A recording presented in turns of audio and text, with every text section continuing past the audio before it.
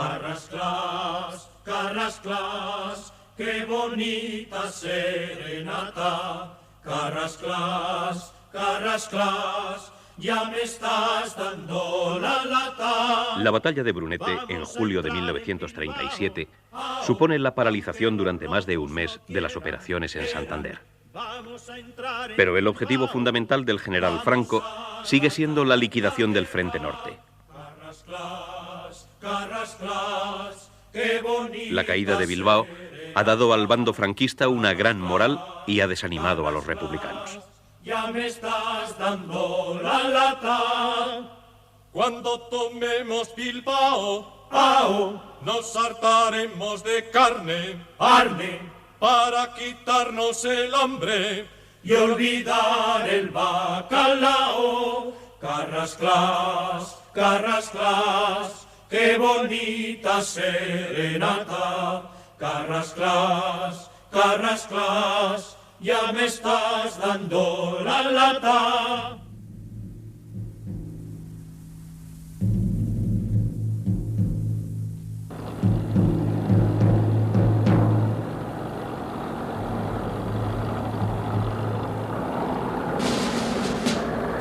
Para la ofensiva sobre Santander, el ejército franquista, bajo el mando del general Dávila, dispone del Corpo di Truppe Volontarie, compuesto por 3 divisiones, con destacamentos de carros y 80 piezas de artillería, de las 6 brigadas navarras, que por su volumen son ya como divisiones, y la Brigada de Castilla.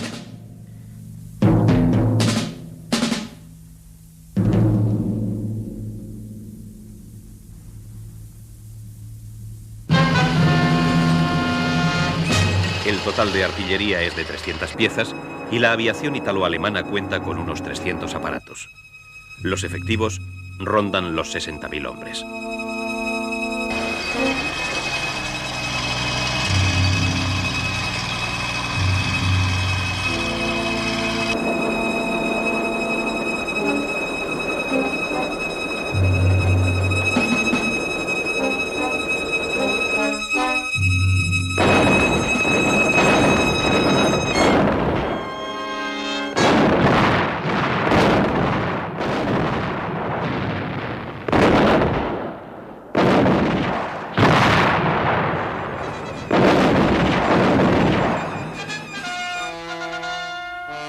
El 14 de agosto se desencadena la ofensiva desde el sur y el suroeste, y al llegar la noche las tropas atacantes toman Peñalabra.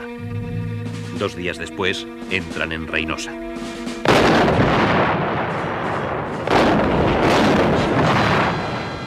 En el difícil Puerto del Escudo, los italianos sufren muchas bajas, pero la superioridad aérea es decisiva.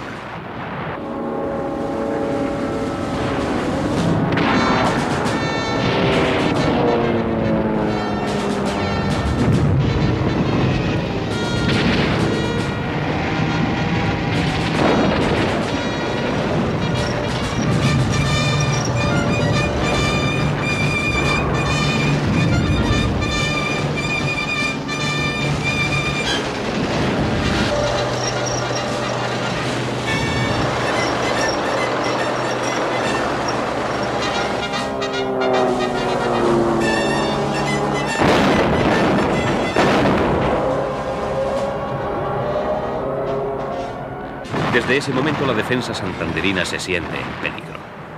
Se ordena a las posiciones de vanguardia resistir a toda costa para preservar la retaguardia, donde comienza la evacuación hacia Asturias, territorio en el que la resistencia parece más viable.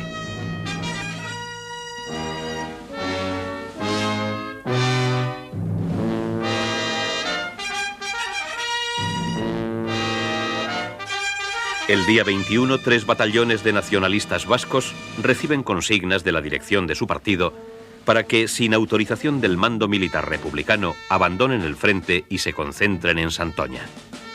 Al tiempo, las brigadas navarras ocupan el Monte Ibio, desmoronando el plan de resistencia republicano.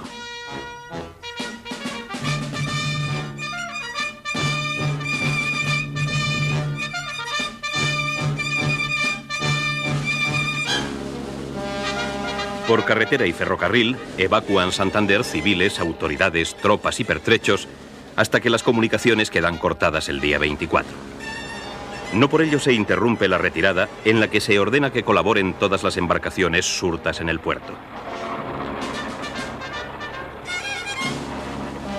El 25, los guardias de asalto de Santander se pasan al bando franquista y el 26, brigadas navarras y unidades italianas entran en la ciudad.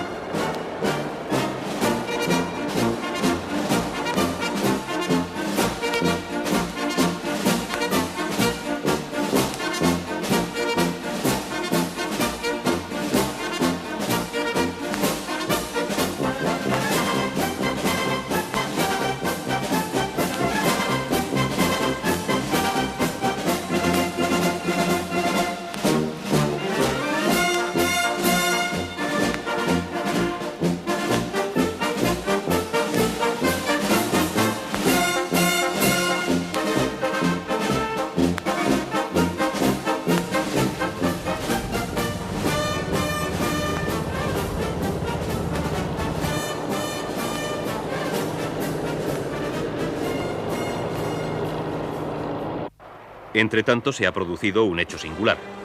Varios líderes del PNV han establecido una capitulación separada con los italianos que ha pasado a la historia con el nombre de Pacto de Santoña.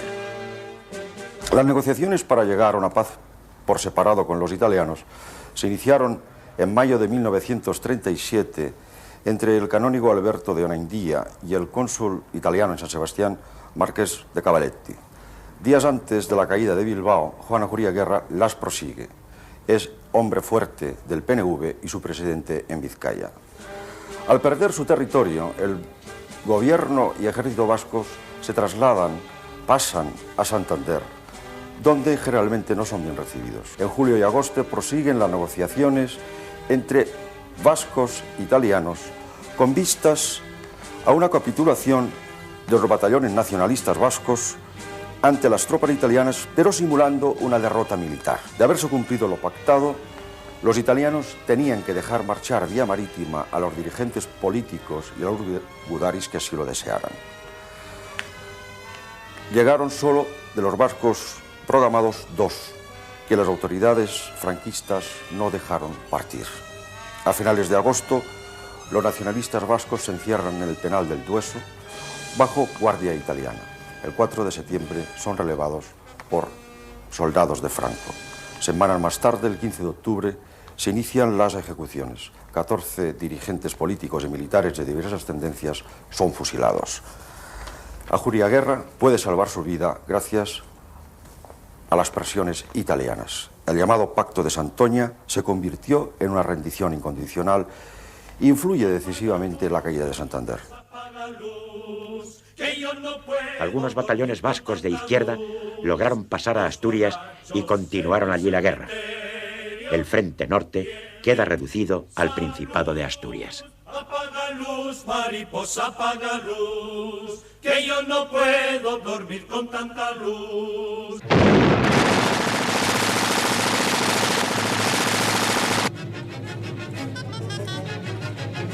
En el campo republicano, las batallas del Jarama y Guadalajara habían despertado la ilusión de contar con un potente ejército.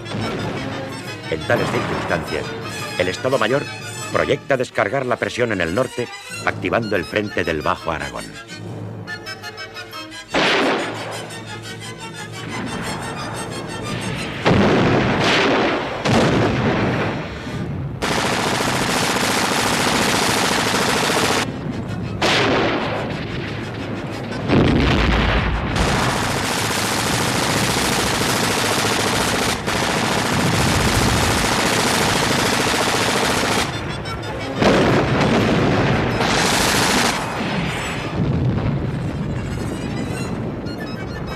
En aquella zona, la actividad es poca en 1937. Durante la primavera, los republicanos habían procurado dominar el margen derecho del río Alfambra y la Sierra Palomera para cortar las comunicaciones entre Teruel y Zaragoza.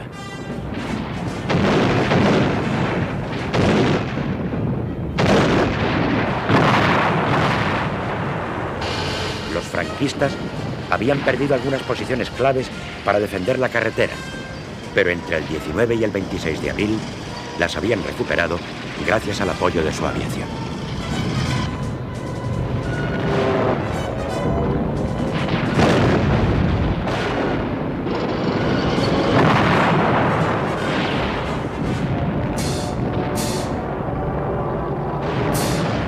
A principios de mayo se combatirá en Gea de Albarracín para consolidar las comunicaciones.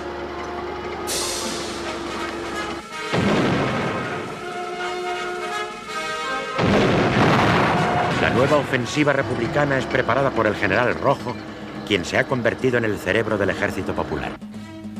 Se envían a Aragón unidades reorganizadas, entre ellas el prestigioso Quinto Cuerpo de Ejército y los nuevos suministros de armamento recién venidos de la URSS. Llegar hasta las bases de partida es una tarea difícil. La zona tiene escasas carreteras y caminos que pronto son desbordados por el aluvión de soldados, vehículos y cañones. Preparar la operación es más complicado que en Brunete, donde las unidades salieron de Madrid. La disposición del ataque consume tanto tiempo que cuando está ultimado ya es tarde para salvar Santander.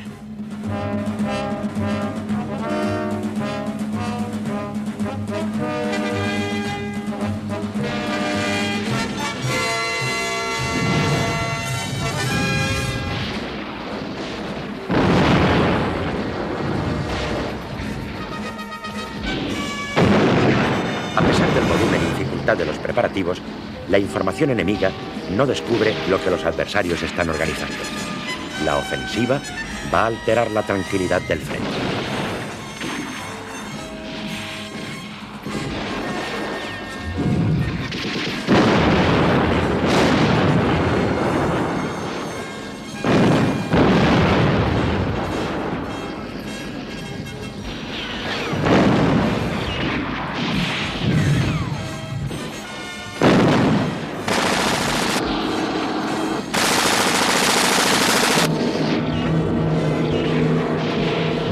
Una división republicana penetra en la llanura el 24 de agosto y avanza en dirección a Fuentes de Ebro.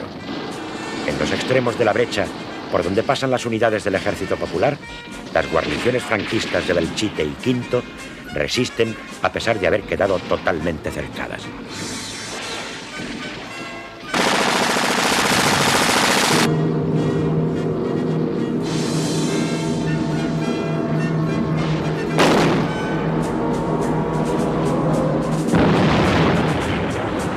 La campaña, que se inicia bajo estos auspicios, ilustra la permanente diferencia en las defensivas de la guerra civil.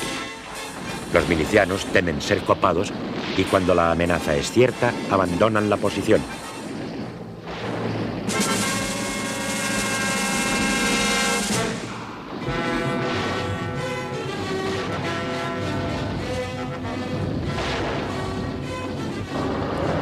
Sus enemigos, en cambio, están sujetos a una severa disciplina militar y cuando reciben orden de defender un puesto, lo hacen a toda costa.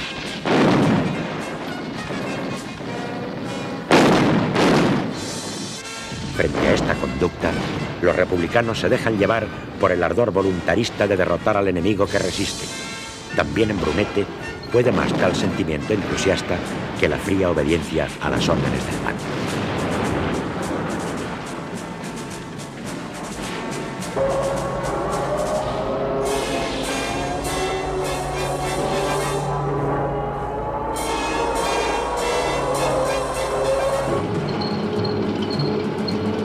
Esta diferencia entre los soldados de Franco y los milicianos que la República intenta convertir en un ejército ha perjudicado a los atacantes en Brunete y los vuelve a perder en Belchite.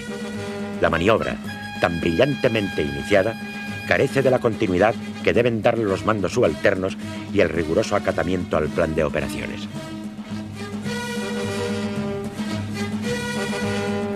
Muchos jefes de unidad son veteranos luchadores políticos dispuestos a dar la vida por su ideal, pero sus conocimientos militares son tan simples que se desconciertan después de romper el frente.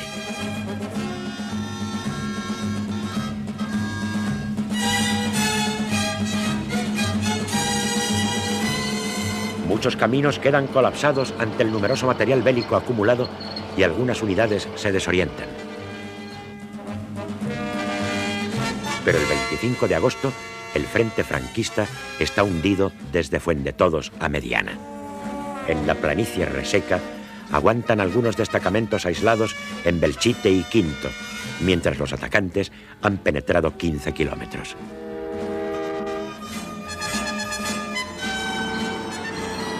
La segunda parte de la operación debe comenzar. Se trata de lanzar una columna motorizada contra Zaragoza, que está solo a 30 kilómetros de las vanguardias.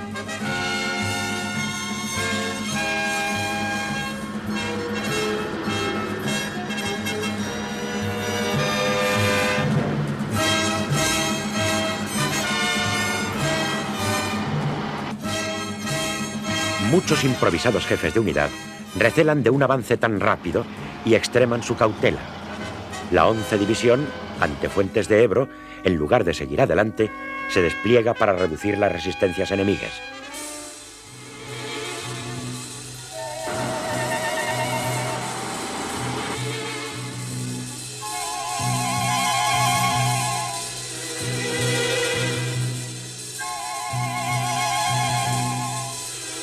Contra Belchite y Quinto se entretienen muchas tropas que son necesarias en la vanguardia hacia Zaragoza. Quinto acaba por caer, pero Belchite se defiende tenazmente durante 12 días y debe ser tomado casa por casa.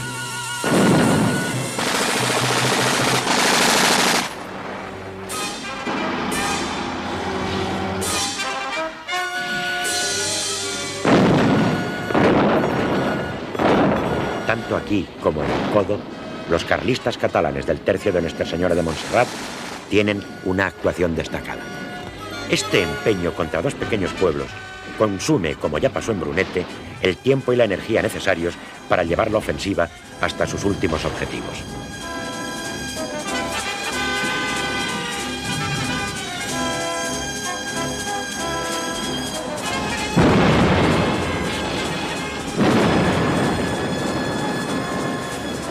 La maniobra secundaria pierde también el tiempo. Conquistada Zuera, los atacantes se detienen allí en lugar de profundizar y cortar todas las comunicaciones de la zona. Los franquistas aprovechan esta inactividad y recuperan el pueblo.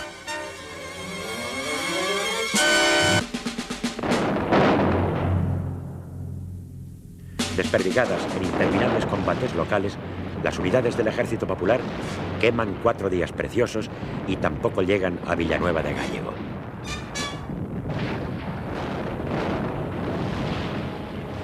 La ofensiva, como todas las republicanas, carece de suficientes reservas.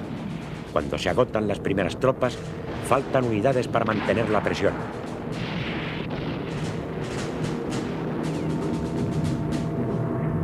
Por otra parte, lo conseguido ya parece bastante a muchos combatientes. Han tomado todos los pueblos del frente y ocupado 1000 kilómetros cuadrados. La victoria parcial vela el último objetivo, que es Zaragoza.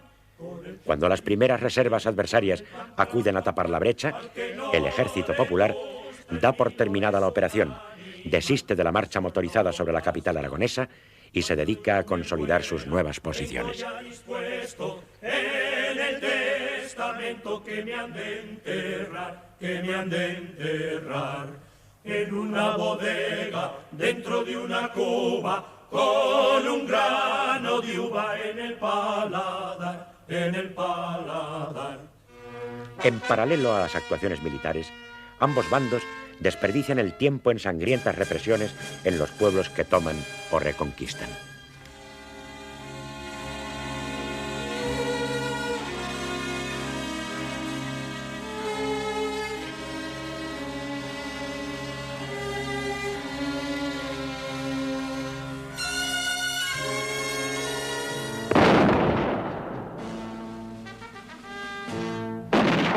Como colofón, en otoño se producen 2 ataques parciales en el frente aragonés.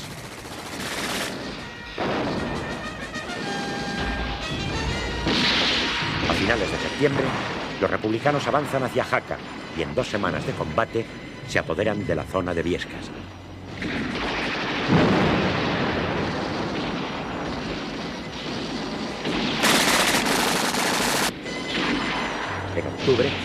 Lister lanza una operación hacia Zaragoza.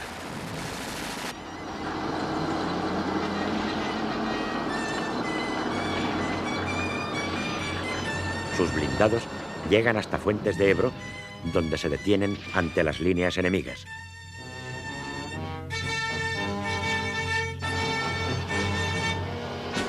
La campaña de Belchite es un éxito parcial del Ejército Popular, pese a no alcanzar los objetivos finales.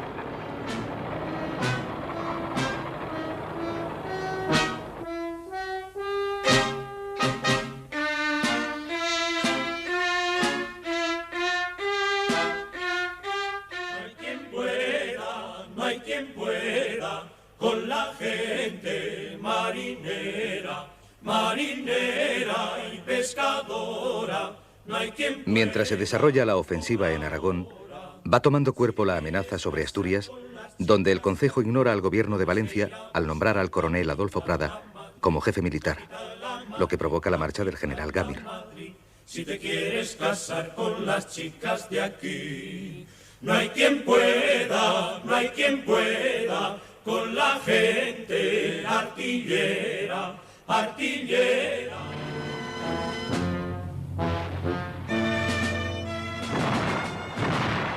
La batalla comienza el 9 de septiembre sin maniobras espectaculares. Al igual que en Vizcaya, la naturaleza del terreno impone una serie de combates muy violentos.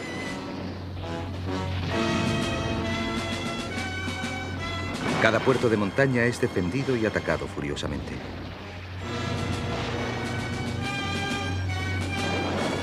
La ocupación de Santander ha sido sencilla, pero Asturias se convierte en una sucesión interminable de feroces enfrentamientos que terminan a finales de noviembre.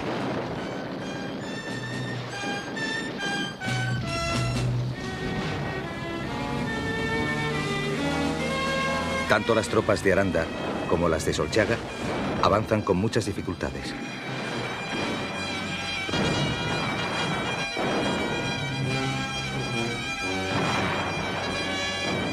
Los milicianos oponen toda la resistencia posible y dinamitan hábilmente las vías de comunicación. La pugna dura todo septiembre.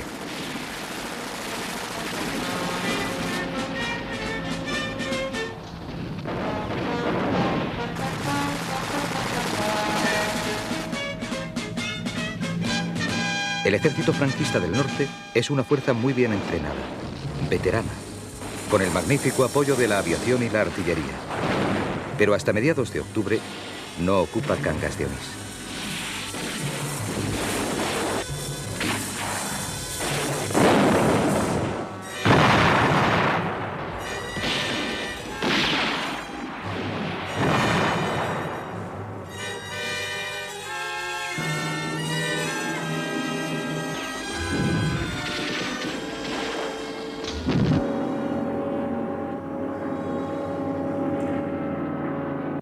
Entonces, el Concejo asturiano decide la evacuación a través del Cantábrico, bloqueado por la flota de Franco.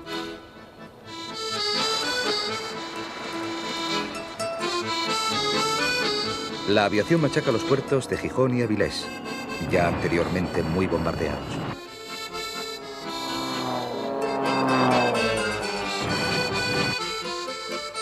Aunque zarpan embarcaciones de todo tipo, miles de personas caen prisioneras, capturadas en los muelles a bordo de los barcos o en alta mar.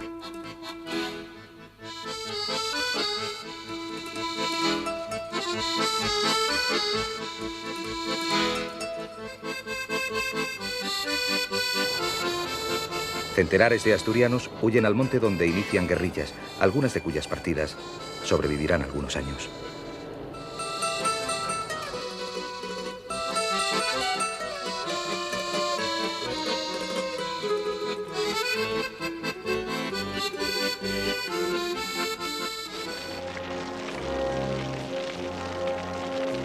La represión es muy dura. Asturias, la Roja, paga un alto precio por su significación revolucionaria.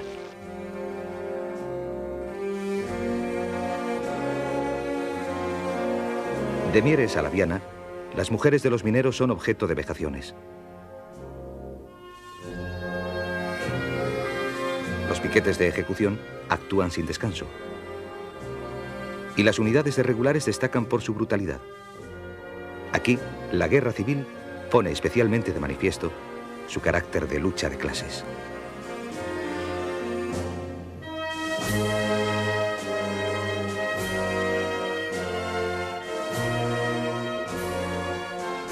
El Frente Norte desaparece con gran satisfacción del mando franquista. España queda cortada por una diagonal que va desde el Pirineo de Huesca hasta la costa granadina. La zona de Franco puede ya contar con más recursos mineros e industriales y con más puertos. Ha dado un paso decisivo en su consolidación.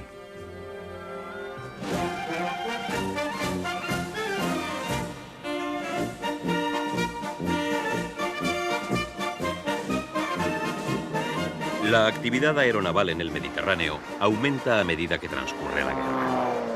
Mallorca ha ido convirtiéndose en una plataforma de vital importancia estratégica porque permite controlar la costa republicana del País Valenciano y Cataluña. Es base también para la aviación que ataca ambas regiones y sirve de trampolín para interceptar los convoyes que transportan suministros de todo tipo a la República.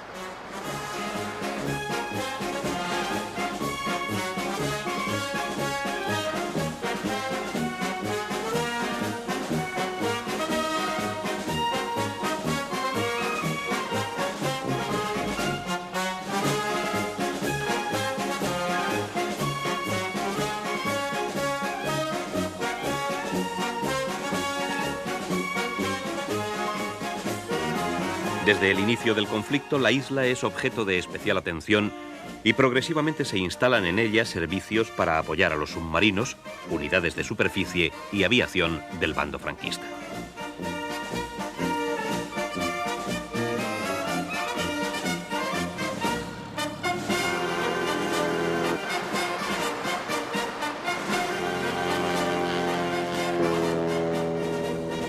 En respuesta, también los aviones republicanos procuran intervenir contra los barcos y los puertos de Mallorca e Ibiza, dando lugar a incidentes internacionales cuando sus bombas alcanzan unidades navales italianas y alemanas.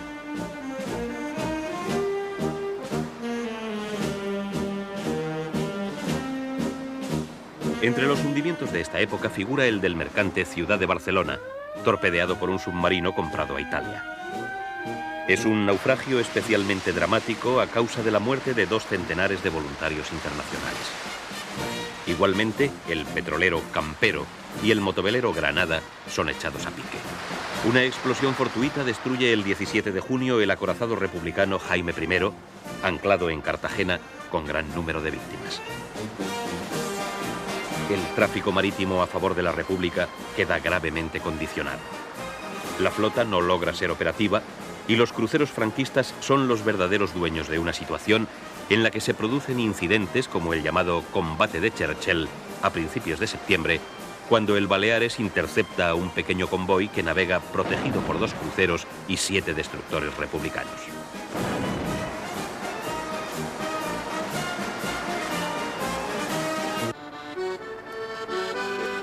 Mallorca, como base aeronaval, está en fase de organización hasta el verano de 1937. Al desaparecer el Frente Norte, la flota franquista se ve liberada de la misión de bloqueo en el Cantábrico y todo el peso de su acción se desplaza al Mediterráneo, momento en el que el papel de la isla alcanza su máxima importancia.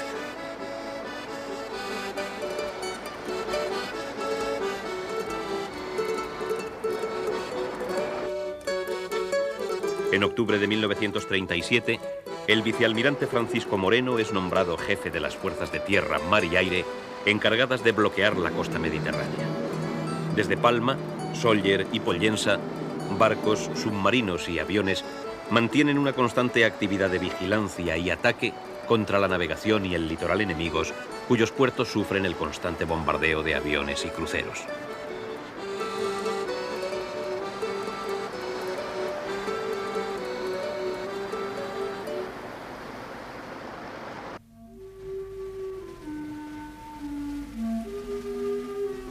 Poco antes del hundimiento del Norte, las Cortes se reúnen el 1 de octubre en el edificio de la Lonja de Valencia. Están presentes unos 200 diputados, y entre ellos, por primera vez, algunos que no pertenecen al Frente Popular, como Portela Valladares o Guerra del Río. Tras la declaración del gobierno que lee Negrín, intervienen los representantes de los distintos grupos parlamentarios.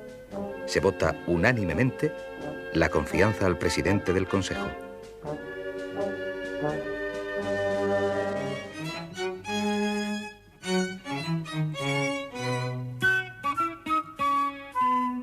Los conflictos entre el gobierno central y la Generalitat de Cataluña persisten en el otoño de 1937.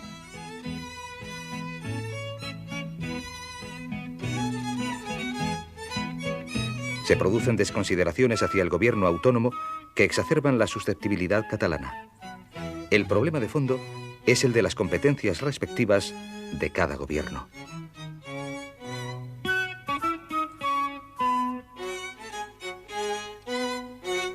Las propias necesidades de la guerra han exigido en los primeros momentos que la Generalitat asuma funciones no contempladas en el Estatuto de Autonomía.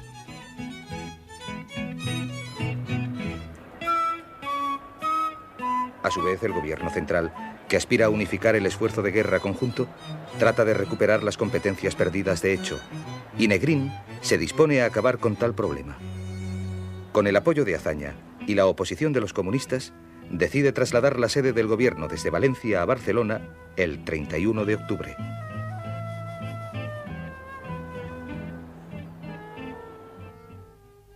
Prieto, ministro de Defensa, no estima acertada la medida.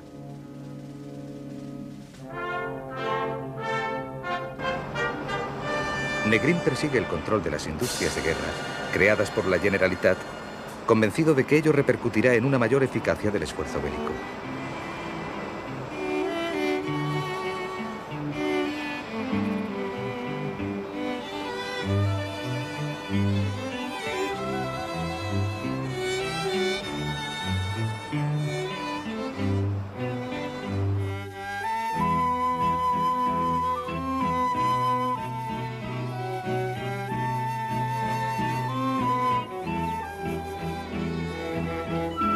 Requisa edificios para instalar los ministerios sin hacer caso de las ofertas de Companys de prestarle acomodo. Negrín elude el contacto con el presidente de la Generalitat y le desaira, negándole asiento en el palco de honor del Teatro del Liceo. Companys parece encontrarse al límite de sus fuerzas. Prieto le considera como un hombre acabado. Para Negrín es un personaje inútil. El líder catalán amenaza con dimitir, pero sus amigos le disuaden. La Generalitat quiere garantías de que una vez restaurada la paz, recobrará su autonomía. Y Azaña asegura que a nadie se le ha ocurrido suprimir el gobierno catalán.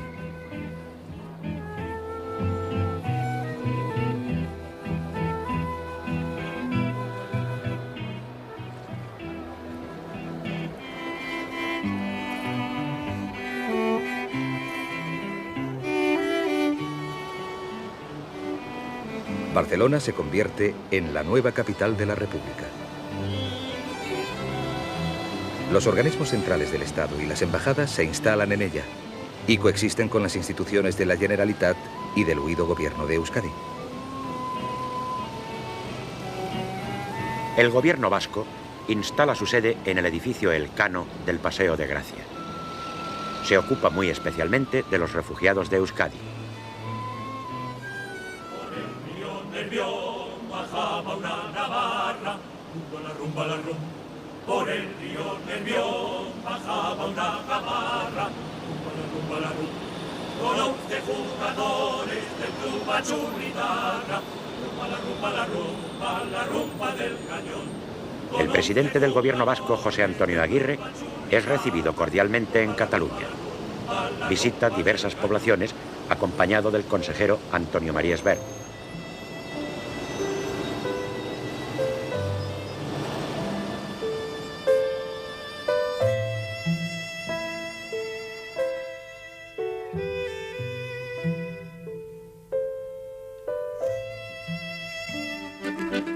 Pasa revista a grupos de milicianos vascos que van a dirigirse al frente.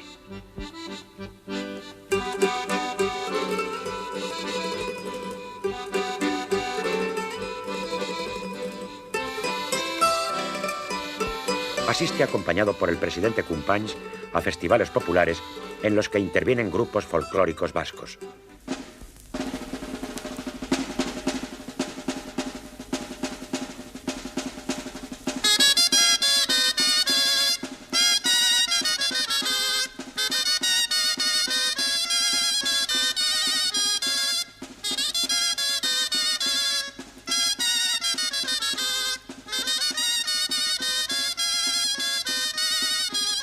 Son ocasiones en las que se demuestra una vez más la solidaridad entre vascos y catalanes. Barcelona, a partir de ahora, es conocida como la capital de los 4 presidentes. La instalación del gobierno vasco en Barcelona es vista con la mayor simpatía por la población y las autoridades. Especialmente cordiales serán las relaciones entre el PNV y el partido Unió Democràtica de Cataluña, que cuentan con idearios similares. El gobierno de Euskadi mantendrá cierta actividad política respecto a los vascos que viven en Cataluña. Publicará su propio boletín oficial, inspeccionará sus fuerzas militares y desarrollará una apreciable actividad humanitaria en defensa de los derechos individuales, especialmente de la libertad religiosa. Muchas personas eluden las persecuciones gracias a su protección. En una capilla de la ciudad condal se celebra habitualmente la misa oficiada por sacerdotes vascos sin ser molestados.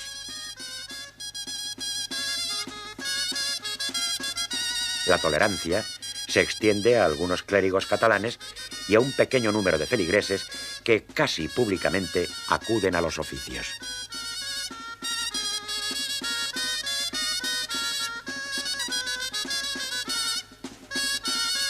El año de 1937 será crucial no solamente desde el punto de vista de las hostilidades, sino también desde el equilibrio de los propios contendientes. El contexto, el horizonte internacional se ensombrece cada vez más para la causa de la República. Los cambios ministeriales sobrevenidos en Gran Bretaña y en Francia no apoyan en sentido positivo al gobierno de Barcelona.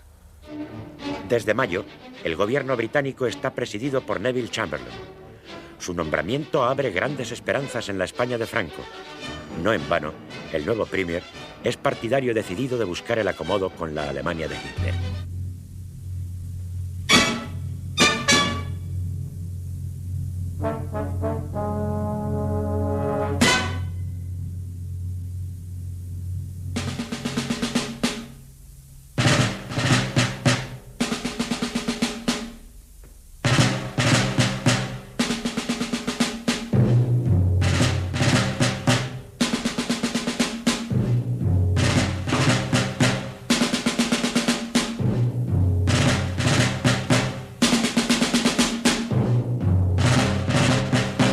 En París, Léon Blanc será sustituido por Camille Chotin, cuya política exterior seguirá con fidelidad las orientaciones británicas. Ello reduce el apoyo más o menos camuflado que el dirigente socialista había venido consintiendo a la España republicana. El resultado es un reforzamiento de la política de no intervención que bascula definitivamente en un sentido favorable hacia la Junta Técnica de Burgos. Una iniciativa en tal dirección es la propuesta que hace Lord Plymouth, presidente del Comité de Londres, para que Inglaterra y Francia reconozcan los derechos de beligerancia tanto al gobierno de la República como al bando de Franco. Se trata de una fórmula de arreglo que busca superar la postura intransigente de Alemania e Italia. Sin embargo, el viaje a París de Negrín, acompañado de Giral, ministro de Estado, y de Azcárate, embajador en Londres, fortalece la decisión francesa de oponerse a todo intento de conceder los derechos de beligerancia a las autoridades franquistas. Pero a lo largo de julio y agosto, en sucesivas reuniones del Comité de No Intervención, se enfrentan distintas proposiciones franco-británicas por una parte y germano-italianas por otra, en las que continúa discutiéndose dicho reconocimiento, así como la retirada de España de los denominados voluntarios extranjeros.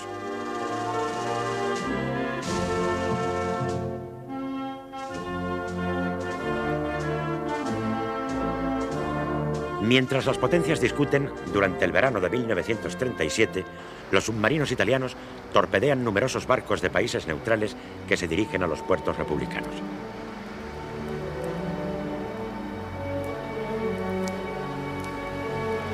Hoy se sabe que actúan así por decisión expresa de Mussolini a iniciativa franquista. Son los llamados submarinos piratas que en muchas ocasiones operan desde las bases de Mallorca.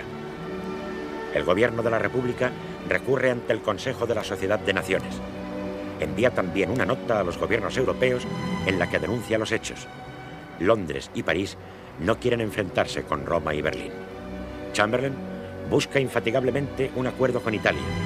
Sin embargo, la Royal Navy ha sufrido entre agosto de 1936 y septiembre de 1937 el ataque a 7 de sus unidades. En las 3 últimas semanas de agosto de este año se producen torpedeamientos de 26 buques mercantes. Entre ellos figuran 8 británicos, de los cuales 7 son hundidos después del 23 de agosto. Los ingleses, que conocen la autoría italiana, empiezan a alarmarse y con ellos Francia.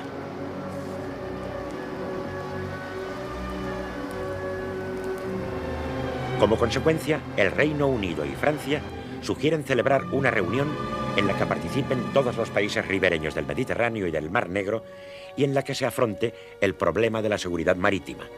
Se informa a Alemania y a Italia que rechazan la invitación.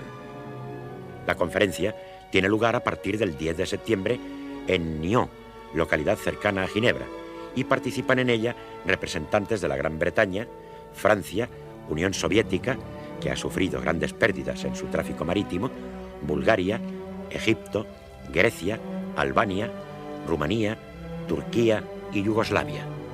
Moscú solicita que también tome parte el gobierno republicano, pero esta propuesta no es aceptada. El 14 se firma el Acuerdo de Nyon, que prevé una acción naval colectiva concretada en la autorización a las potencias signatarias para destruir a todo submarino que ataque a un barco mercante no perteneciente a los dos bandos en lucha o que se encuentre en las cercanías del buque agredido.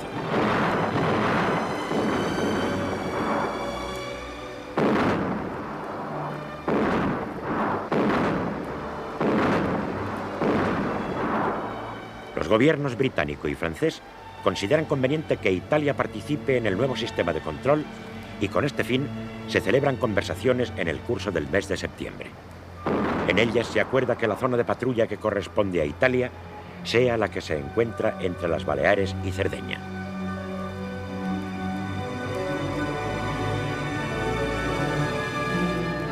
Mussolini acepta y promete no enviar más ayuda a Franco. Miente. Este se la pide y el duce asegura a Hitler que la actuación de los submarinos continuará a despecho de cualquier decisión internacional.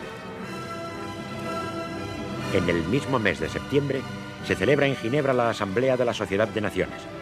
El 16, Negrín pronuncia un discurso ante la misma en el que califica el Acuerdo de Nyon de insuficiente y peligroso y se expresa en estos términos. Hemos llegado a un punto en que empeñarse en mantener la ficción de la no intervención es trabajar conscientemente o no para prolongar la guerra. He aquí lo que el gobierno de la República se considera con derecho a pedir. Que se reconozca la agresión de que España es objeto por parte de Alemania e Italia.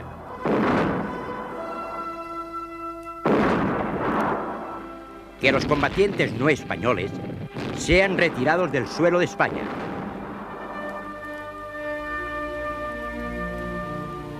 Que las medidas de seguridad adoptadas en el Mediterráneo sean extendidas a toda España.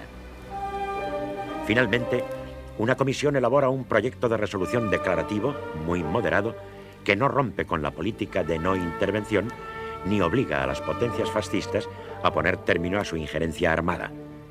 El proyecto no tiene efectos prácticos, aunque la resolución es aprobada por 32 votos a favor, 2 en contra y 14 abstenciones. La misma ambigüedad reina en el Comité de Londres, del que se han retirado durante el mes de julio Italia y Alemania. Meses de discusiones no han dado resultado alguno. En noviembre se aprueba un plan británico de retirada de voluntarios que debe ser sometido a ambos bandos contendientes. El general Franco lo acepta en principio, pero con una serie de limitaciones y a condición de obtener los derechos de beligerancia. El gobierno de la República aprobará la propuesta, pero no determina ciertos puntos que requieren mayores precisiones. El Comité de Londres nombra comisiones y subcomisiones y durante meses se debaten los detalles del plan. Sin embargo, parece indiscutible que Gran Bretaña, alma de la no intervención, va inclinándose cada vez más hacia la Junta de Burgos. En octubre tienen lugar conversaciones entre la Gran Bretaña y las autoridades franquistas que conducen a un acuerdo para intercambiar misiones semioficiales bajo la cobertura de agentes comerciales. El 16 de noviembre se envía a Sir Robert Hodgson a la España de Franco. Al mismo tiempo se designa como agente comercial español en la capital británica al duque de Alba, lo que equivale, en cierto modo, a un reconocimiento de facto por parte de Inglaterra del Estado de Franco.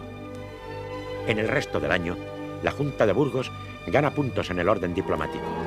Checoslovaquia, Holanda, Bulgaria, Noruega, Polonia, Dinamarca, Finlandia y Uruguay realizan canjes de notas o establecen acuerdos comerciales. El Vaticano reconoce oficialmente en agosto al régimen de Franco. Albania lo hace en noviembre y Japón lo hará en diciembre. Yugoslavia ya lo ha hecho de facto. La República, siempre acorralada, contempla con angustia cómo se le reduce aún más su margen de maniobra internacional.